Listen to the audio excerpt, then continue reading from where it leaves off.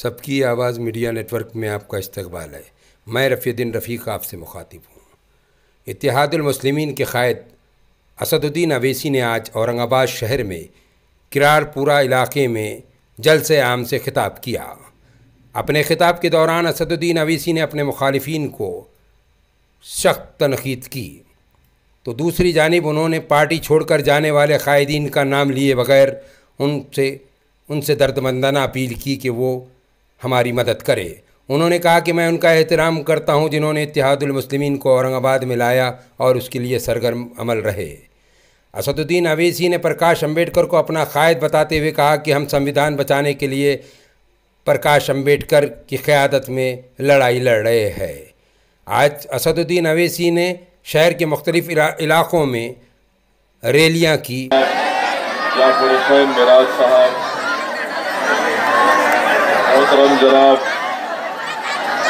वारिस पठान साहब, रुकन असम्बली महाराष्ट्र, मोहतरम जनाब औरंगाबाद के पार्लिमानी इंतखाबात की रायदही का दिन है और मैं आपसे इस बात की अपील करने आया हूं कि आप अपना एक वोट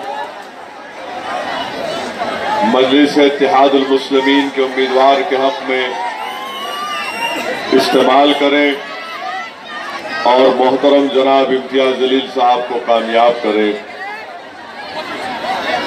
मैं औरंगाबाद के तमाम जिम्मेदारों से, उलमाओं से, मशाइखीन से ये अपील कर रहा हूं कि आप हमारा साथ दीजिए, आप हमारी सरपरस्ती कीजिए।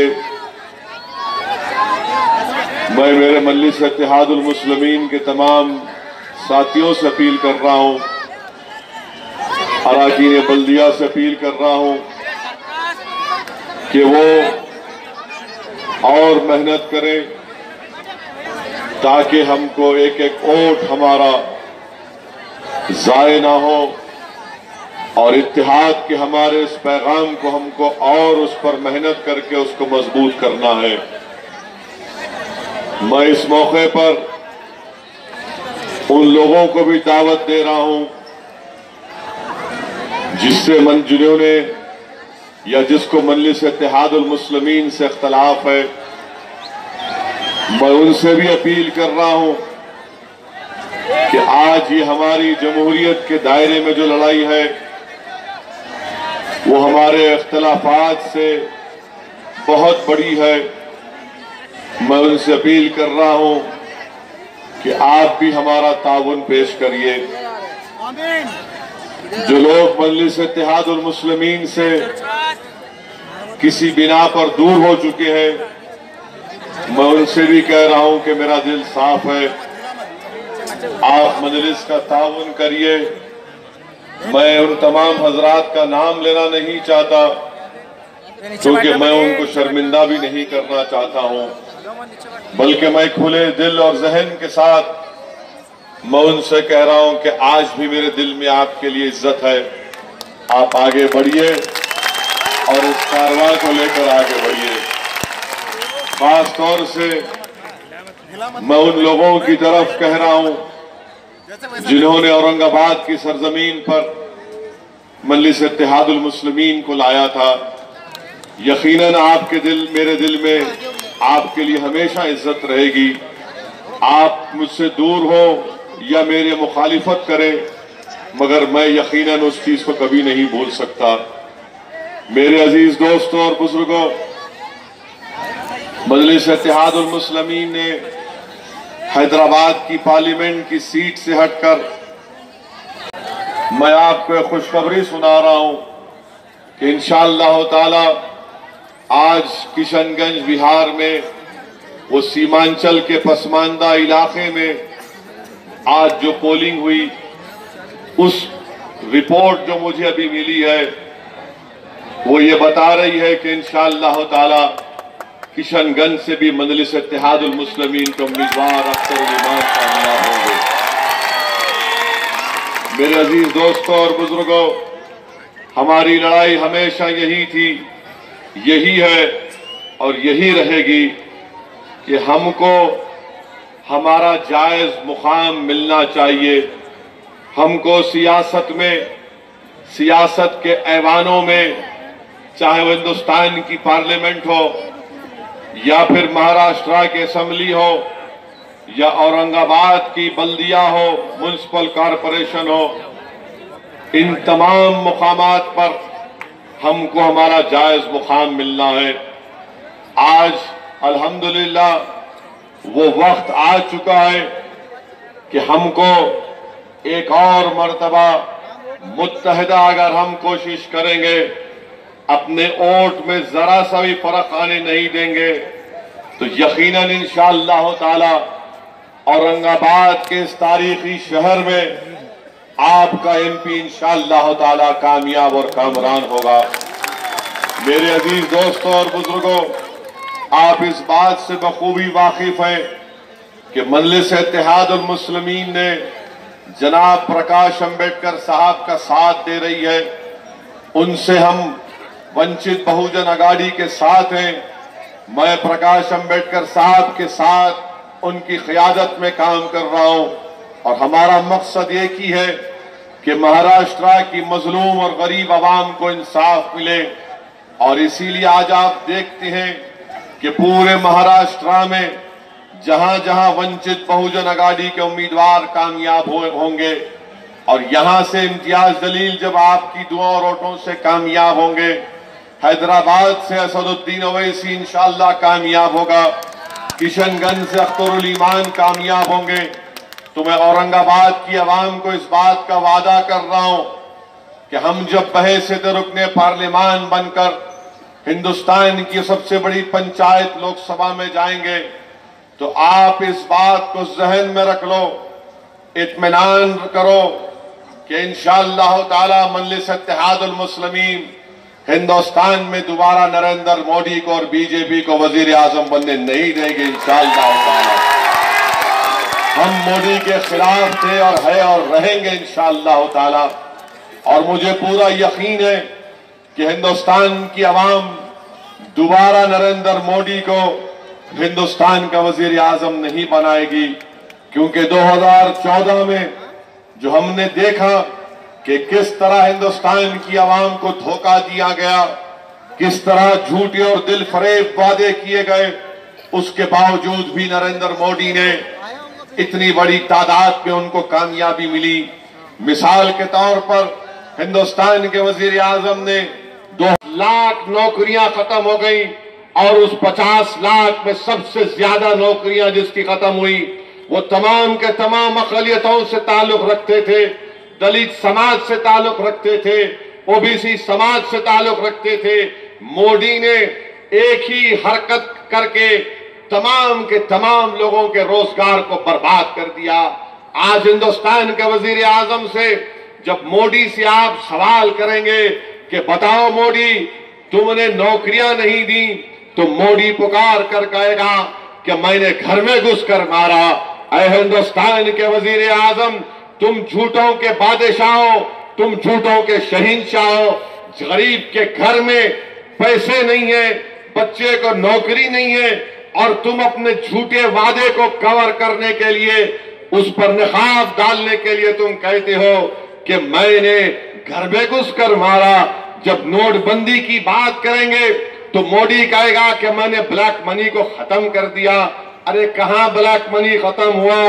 जहां जहां पैसे पकड़े जा रहे, इतनी बड़ी तादाद में महाराष्ट्र में पैसे पकड़े जा रहे, इलेक्शन के दौरान शराब पकड़ी जा रही है, सोना पकड़ा जा रहा है, तो बताओ हिंदुस्तान के वजीर आजम, ये पैसा कहीं वो जो अखबार में रिपोर्ट आई कि डुप्लीकेट पैसा प्लेन में लाया गया, बताओ क्या उसमें आपके लोग शामिल हैं? इतना पैसा कहां से आ रहा है? मेरे भाई ये बात आपको सोचना है। और एक बात जहन नशीन कर लीजिए कि हिंदुस्तान की पार्लियामेंट में आपको अपने नुमाइंदों की जरूरत है जो आपके मसाइल को उठाएंगे। औरंगाबाद में इम्तियाज जलील का नारा क्या है? क्या इम्तियाज जलील सिर्फ औरंगाबाद के मुसलमानों की बात करेगा? क्या इम्तियाज जलील सिर्फ औरंगाबाद के दलित समाज की बात करेगा? क्या इम्तियाज जलील गरीबों की बात नहीं करेगा? क्या इम्तियाज जलील औरंगाबाद की जामे तरक्की की बात नहीं करेगा? यकीनन इंशाअल्लाह ताला औरंगाबाद के हर फर्द की आवाज हिंदुस्तान के पार्लियामेंट में गूंजेगी, चाहे वो दाढ़ी वाला मुसलमान हो, चाहे वो ऊदा कपड़ा पहनकर दलित समाज का आदमी हो, चाहे औरंगाबाद का गरीब हो, ओबीसी हो, इन तमाम औरंगाबाद के शहरियों की आवाज इंशाअल्लाह ताला इम्तियाज जलील और पार्लियामेंट में उठाएंगे। इनका नारा यह है कि औरंगाबाद की जामे तरक्की के लिए, औरंगाबाद के डेवलपमेंट के लिए आप मजलिस का साथ दीजिए। मैं आपसे अपील कर रहा हूं मेरे अजीज दोस्तों और बुजुर्गों, एक तारीखी मौका हमको मिला है और जो लोग हमसे कहते हैं कि ख्वाब मत देखो, ये पार्लियामेंट का इलेक्शन है, ये बच्चों का खेल नहीं है, मैं उन लोगों से कहना चाह रहा हूं, मैंने सीमांचल की सरजमीन पर एक मौलाना की तकरीर को सुना था जिसमें मौलाना ने एक अच्छी मिसाल देकर बताया कि जब हाथी का बच्चा छोटा होता है तो उस हाथी के बच्चे के गले और पैर में जंजीर डाली जाती है, और जब वो हाथी बड़ा हो जाता है तो जंजीर नहीं डाली जाती, उसके गले और पैर में एक रस्सी डाल दी जाती है और हाथी यही समझता है कि मेरे गले और पैर में जंजीर है। औरंगाबाद के गयूर अवाम, अब वक्त आ चुका है, बरसों के बाद एक वक्त आया है कि तुमको इस रस्सी को तोड़कर दिल्ली को जाना है इंशाअल्लाह ताला। जो लोग आज हमारे पैर और गले में रस्सी डालकर ये समझ रहे हैं कि हम इस एमपी सीट पर कामयाब नहीं होंगे, इंशाअल्लाह ताला खैरे हारेगा, कांग्रेस हारेगी और इम्तियाज जलील इंशाअल्लाह ताला औरंगाबाद से रुकने पार्लियामान बनकर जाएगा।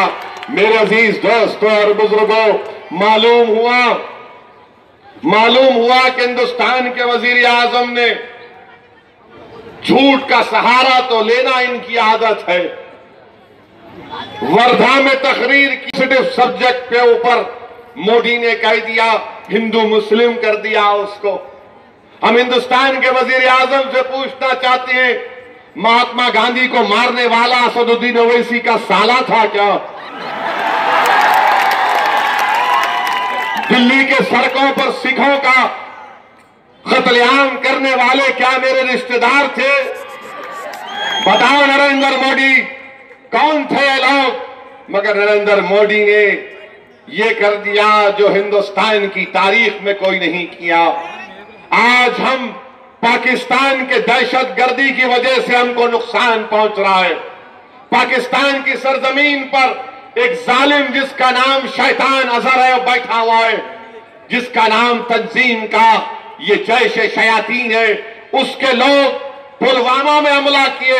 हम सारी दुनिया से कह रहे हैं कि पाकिस्तान दहशतगर्दी कर रहा है, यकीनन कर रहा है, मैं इसको मानता हूं, इकरार करता हूं।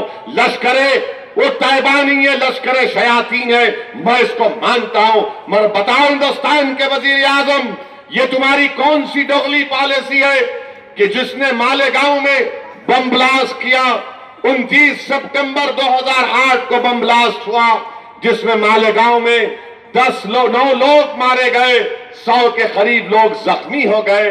हिंदुस्तान के वजीर आजम, ये प्रज्ञा ठाकुर तुमको इतनी पसंद क्यों आ गई?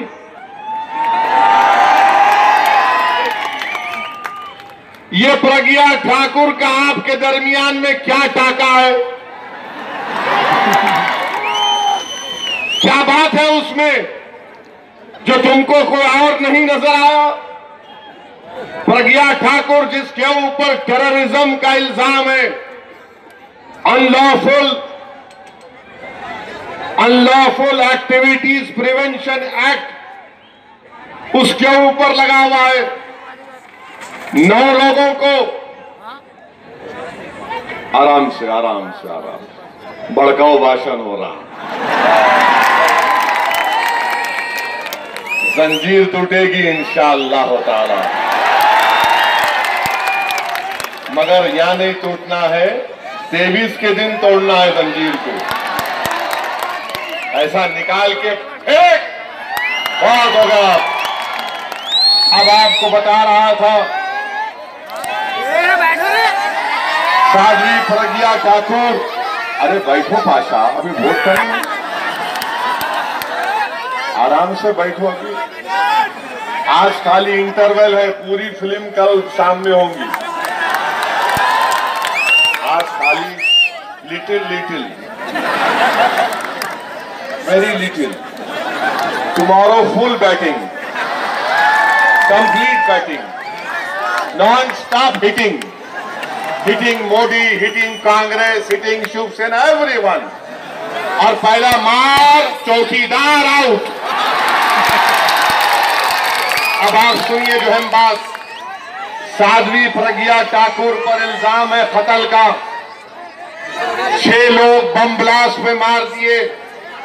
एनआईए कोर्ट ने कहा कि उसके ऊपर यूएपीए चलेगा, मगर हिंदुस्तान के वजीर आजम जो सारी दुनिया में टेररिज्म बता रहे हैं कि पाकिस्तान से टेररिज्म उठ रहा है, उसको रोकना है। मेरे भाई, आज बीजेपी की मैनिफेस्टो में लिखा गया कि जीरो टॉलरेंस फॉर टेररिज्म, और बीजेपी साध्वी प्रज्ञा ठाकुर को अपना उम्मीदवार बनाती है।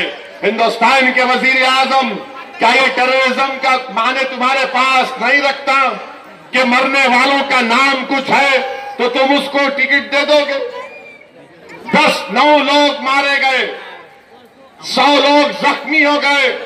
सोचो थोड़ी देर के लिए, ये कैसी पार्टी है, ये कैसा एनडीए है जिसके खिलाफ टेररिज्म का केस है, उसको आप टिकट देते